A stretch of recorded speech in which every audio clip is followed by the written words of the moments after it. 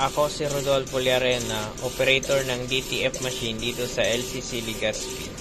Ito ay nagamit ng 7 araw na may total na 80 meters.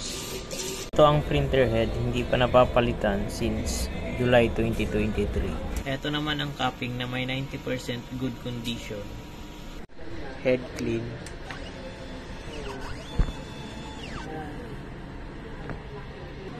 Punasan ang wiper after head clean. Nozzle test.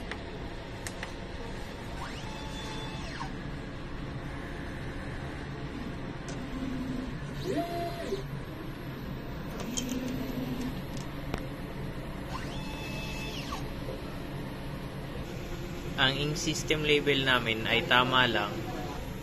Ang damper ay hindi pa napapalitan since July 2023. Ang waste tank ay nilinis ng 1 araw. Ito ang ABR. Ito naman ang ground wire. Ito naman po ang aming record sa CMYK. White, black, yellow, cyan, magenta, DTF film, DTF powder.